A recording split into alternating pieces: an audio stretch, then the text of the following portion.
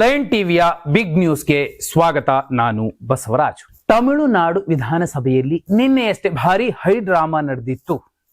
ಈ ಬೆನ್ನಲ್ಲೇ ರಾಜ್ಯದಲ್ಲೂ ಕಾಂಗ್ರೆಸ್ ಸರ್ಕಾರ ಹಾಗೂ ಗವರ್ನರ್ ನಡುವೆ ಜಟಾಪಟಿ ಏರ್ಪಟ್ಟಿದೆ. ಇನ್ನು ಅಧಿವೇಶನದಲ್ಲಿ ಸಿದ್ದರಾಮಯ್ಯ ಅವರೇನಾದ್ರೂ ವಿದಾಯದ ಭಾಷಣ ಮಾಡಬಹುದಾ ಅನ್ನೋ ಊಹಾಪೋಹಗಳು ಎದ್ದಿರುವಂಥದ್ದು. ಏನೆಲ್ಲ ಪ್ರಮುಖ ಸುದ್ದಿಗಳಿದಾವೆ ಒಂದೊಂದಾಗಿ ನೋಡೋಣ ಬನ್ನಿ. ತಮಿಳುನಾಡಿನಲ್ಲಿ ರಾಜ್ಯಪಾಲರು ಭಾಷಣ ಮಾಡಲು ನಿರಾಕರಿಸಿದ್ದು ವಿವಾದಕ್ಕೆ ಕಾರಣವಾಗಿತ್ತು. ಇದರ ಬೆನ್ನಲ್ಲೇ ಕರ್ನಾಟಕ ವಿಧಾನಸಭಾ ಜಂಟಿ ಅಧಿವೇಶನ ಉದ್ದೇಶಿಸಿ ಭಾಷಣ ಮಾಡಲು ರಾಜ್ಯಪಾಲ ತಾವರ್ ಚಂದ್ ಗೆಹ್ಲೋಟ್ ನಿರಾಕರಿಸಿದ್ದಾರೆ. ವಿಬಿ ರಾಮ್ಜಿ ಕಾಯ್ದೆ ವಿರೋಧಿಸಿ ನಿರ್ಣಯ ಕೈಗೊಳ್ಳಲು ವಿಶೇಷ ಅಧಿವೇಶನ ನಡೆಸಲು ತೀರ್ಮಾನಿಸಲಾಗಿದೆ.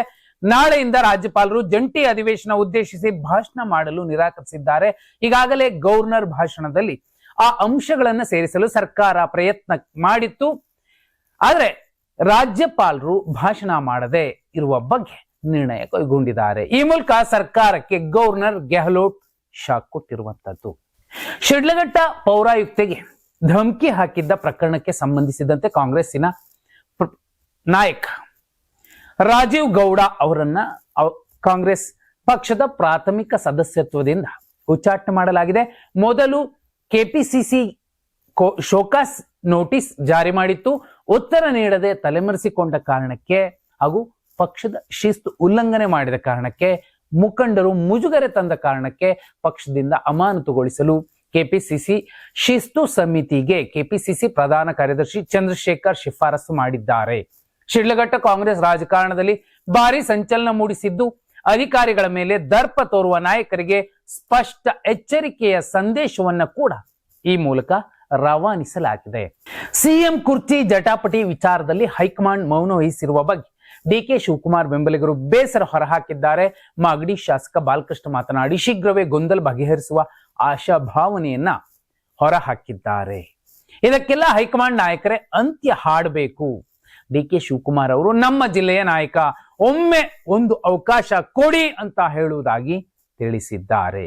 ಇನ್ನು ತಾಳ್ಮೆಗೂ ಅಂತ್ಯವಿದೆ ಎಂಬ ಡಿಕೆ ಸುರೇಶ್ ಅವರ ಹೇಳಿಕೆಗೆ ಕುಣಿಗಲ್ ಶಾಸಕ ಡಾಕ್ಟರ್ ರಂಗನಾಥ್ ಕೂಡ ಪ್ರತಿಕ್ರಿಯಿಸಿದ್ದಾರೆ. ಪಕ್ಷಕ್ಕೆ ನಿರಂತರವಾಗಿ ಹೋರಾಡಿ ಪೆಟ್ಟು ನೋವು ತಿಂದಾಗ ಸಹಜವಾಗಿ ಆ ಮಾತು ಬರುತ್ತೆ ಎಂದಿದ್ದಾರೆ. ಒಳ್ಳೆಯ ಸುದ್ದಿ ಬರುವ ನಿರೀಕ್ಷೆಯಲ್ಲಿ ಇದ್ದೇವೆ.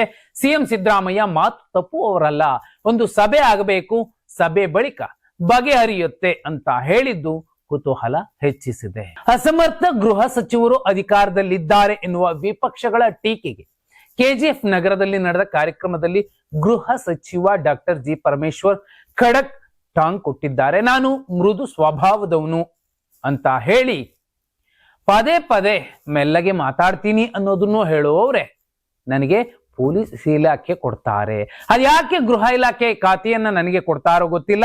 ಗೃಹ ಸಚಿವನಾಗಿ ನನಗಿರುವ ಜ್ಞಾನದಿಂದ ಪೊಲೀಸ್ ಇಲಾಖೆಯನ್ನ ಸಮರ್ಥವಾಗಿ ನಿಭಾಯಿಸಿದ್ದೀನಿ. ಆದ್ರೂ ನನ್ನನ್ನ ಕೆಲವರು ಅಸಮರ್ಥ ಸಚಿವ ಅಂತ ಕರೆಯೋರಿಗೆ ಈ ಮೂಲಕ ಒಂದು ಖಡಕ್ ಸಂದೇಶವನ್ನ ನೀಡ್ತಿದ್ದೀನಿ ಅಂತ ಗೃಹ ಸಚಿವರು ಹೇಳಿರುವಂತದ್ದು. ಇಂತಹ ಟೀಕೆ ಟಿಪ್ಪಣಿಗಳಿಗೆಲ್ಲ ಜಗ್ಗೋ ನನ್ನ ಮಗ ನಾನಲ್ಲ ಅನ್ನೋ ಮಾತನ್ನ ಡಾಕ್ಟರ್ ಜಿ ಪರಮೇಶ್ವರ್ ಅವರು ಹೇಳಿರುವಂತದ್ದು. ವಿಧಾನಸಭೆಯಲ್ಲಿ ಸಿದ್ದು ವಿದಾಯದ ಭಾಷಣ ಮಾಡಲಿದ್ದಾರೆ ಅನ್ನೋ ಬಿಜೆಪಿಗರ ಟೀಕೆ ಟಿಪ್ಪಣಿಗಳ ವಿರುದ್ಧ ಸಚಿವ ಮಧು ಬಂಗಾರಪ್ಪ ಹರಿಹಾಯ್ದಿದ್ದಾರೆ. ಕಳೆದ 2.5 ವರ್ಷದಿಂದ ಬುರುಡೆ ಬಿಡುತ್ತಲೇ ಇದ್ದಾರೆ.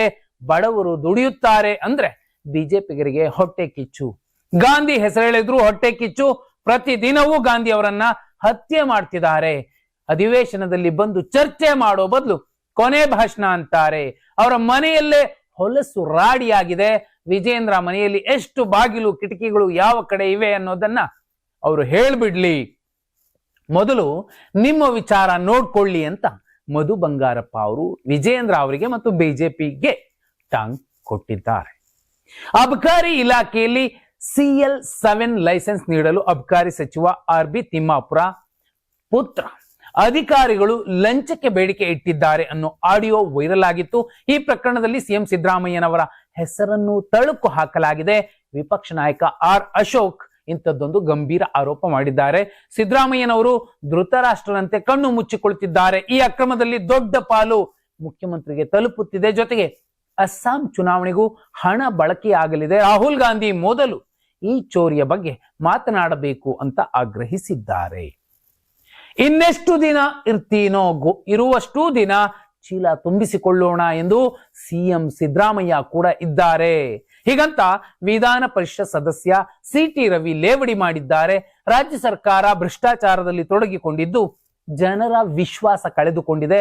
ಮಂತ್ಲಿ ಮನಿ ಬಹಿರಂಗ ಆದಾಗ್ಲೇ ಅಬಕಾರಿ ಸಚಿವರನ್ನ ವಜಾ ಮಾಡಬೇಕಿತ್ತು, ಆದ್ರೆ ಈ ಸರ್ಕಾರವೇ ಭ್ರಷ್ಟಾಚಾರದಲ್ಲಿ ತೊಡಗಿದೆ ಎಂದು ಸಿಟಿ ರವಿ ಗುಡುಗಿದ್ದಾರೆ. ಸಿಎಂ ಸಿದ್ದರಾಮಯ್ಯ ಎಲ್ಲ ಭ್ರಷ್ಟರನ್ನ ರಕ್ಷಣೆ ಮಾಡುವ ಕೆಲಸದಲ್ಲಿ ತೊಡಗಿದ್ದಾರೆ ಎಂದು ಛಲವಾದಿ ನಾರಾಯಣ ಸ್ವಾಮಿ ಟೀಕಿಸಿದ್ದಾರೆ. ಸರ್ಕಾರ ಬಂದ ಮೊದಲ ದಿನದಿಂದಲೂ ಸಮಯ ವ್ಯರ್ಥ ಮಾಡಿದೆ. ದಿನಕ್ಕೊಂದು ಹಗರಣಗಳು ಬೆಳಕಿಗೆ ಬರ್ತಿವೆ. ಯಾರು ಎಷ್ಟೇ ಹೋರಾಟ ಮಾಡ್ಲಿ, ಬೇಕಿದ್ರೆ ವಿರೋಧ ಪಕ್ಷದವರು ಬಟ್ಟೆ ಹರಿದುಕೊಂಡ್ರೂ ತಲೆ ಕೆಡಿಸಿಕೊಳ್ಳೋಲ್ಲ ಅಂತಾರೆ. ಭ್ರಷ್ಟಾಚಾರ ಕಾಂಗ್ರೆಸ್ಸಿನ ಮನೆ ದೇವರು. ಈ ದೇಶದಲ್ಲಿ ಆಡಳಿತಕ್ಕೆ ಬಂದಾಗಿನಿಂದಲೂ ಕಾಂಗ್ರೆಸ್ ಭ್ರಷ್ಟಾಚಾರದಲ್ಲಿ ತೊಡಗಿದೆ. ಬೆಂಕಿ ಇಲ್ಲದೆ ಹೊಗೆ ಆಡಲ್ಲ. ಲಂಚ ಕೇಸ್ನಲ್ಲಿ ಸಚಿವರು ಸಿಲುಕಿರುವುದು ಸತ್ಯ. ಸಿಎಂ ಕೂಡ ಕೈ ಜೋಡಿಸಿರುವ ಅನುಮಾನ ಇದೆ ಅಂತ ಛಲವಾದಿ ನಾರಾಯಣ ಸ್ವಾಮಿ ಅವರು ಹೇಳಿರುವಂತದ್ದು.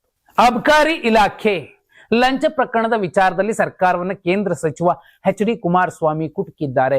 ಈ ಬಗ್ಗೆ ಮಾಧ್ಯಮಗಳ ಎದುರು ಕಳೆದ ಬಾರಿಯೇ ಹೇಳಿದ್ದೆ. ಕೆಲವರು ದಾಖಲೆ ಕೊಡಿ ಅಂತಾರೆ. ಲೋಕಾಯುಕ್ತರೇ ಹಿಡಿದ ಮೇಲೆ ಇನ್ಯಾವ ದಾಖಲೆ ಬೇಕು? ಯಾವುದೇ ಹಿಟ್ ಅಂಡ್ ರನ್ ಕೇಸ್ ಇಲ್ಲ. ನಿಮ್ಮ ಕರ್ಮಕಾಂಡಗಳನ್ನ ಹೇಳೋದಕ್ಕೆ ಸಾಕಷ್ಟು ಮಾಹಿತಿಗಳನ್ನ ಇಟ್ಕೊಂಡಿದ್ದೀನಿ. ನಿಮ್ಮಲ್ಲಿ ಕಿಂಚಿತ್ತು ಪಾಪ ಪ್ರಜ್ಞೆ ಇಲ್ಲ ಅಂತ ಕಟು ಟೀಕೆ ಮಾಡಿದ್ದಾರೆ. ಭಾರತ ಮತ್ತು ಪಾಕಿಸ್ತಾನ ನಡುವಿನ ಸಂಭಾವ್ಯ ಯುದ್ಧ ಕೊನೆಗೊಳಿಸಿದ್ದರ ಬಗ್ಗೆ ಅಮೆರಿಕ ಅಧ್ಯಕ್ಷ ಡೊನಾಲ್ಡ್ ಟ್ರಂಪ್ ಮತ್ತೊಮ್ಮೆ ಪ್ರತಿಪಾದಿಸಿದ್ದಾರೆ. ಈ ಬಗ್ಗೆ ಪ್ರಧಾನಿ ನರೇಂದ್ರ ಮೋದಿ ಅವರನ್ನ ಕಾಂಗ್ರೆಸ್ ತಾರಾಟೆಗೆ ತೆಗೆದುಕೊಂಡಿದೆ. ವಾಷಿಂಗ್ಟನ್ ನಲ್ಲಿ ನಡೆದ ಪತ್ರಿಕಾಗೋಷ್ಠಿಯಲ್ಲಿ ನಿನ್ನೆ ಟ್ರಂಪ್ ಹೇಳಿಕೆಗಳನ್ನ ನೀಡಿದ್ರು. ಈ ಬೆನ್ನಲ್ಲೇ ಕಾಂಗ್ರೆಸ್ ಪ್ರಧಾನ ಕಾರ್ಯದರ್ಶಿ ಜಯರಾಮ್ ರಮೇಶ್ ಟ್ವೀಟ್ ಮೂಲಕ ಗುಡುಗಿದ್ದಾರೆ. ಇತ್ತೀಚಿನವರೆಗೂ ಎಣಿಕೆ 68ರಷ್ಟಿತ್ತು. ನಿನ್ನೆ ಮಂಗಳವಾರ 2 ಬಾರಿ ಹೇಳಿದ್ದಾರೆ. ಒಮ್ಮೆ ತಮ್ಮ ಆರಂಭಿಕ ಹೇಳಿಕೆಯಲ್ಲಿ ಹಾಗೂ ಮತ್ತೊಮ್ಮೆ ಪ್ರಶ್ನೋತ್ತರ ಅವಧಿಯಲ್ಲಿ ಈ ಹೇಳಿಕೆಯನ್ನ ಪುನರಾವರ್ತಿಸಿದ ನಂತರ 70ಕ್ಕೆ ಏರಿಕೆಯಾಗಿದೆ. ಈಗಲಾದ್ರೂ ಮೋದಿ ಕಡೆಯಿಂದ ಸರ್ಕಾರ ಒಂದು ಸ್ಪಷ್ಟನೆಯನ್ನ ಕೊಡಬೇಕಿದೆ ಅಂತ ಆಗ್ರಹಿಸಿದ್ದಾರೆ.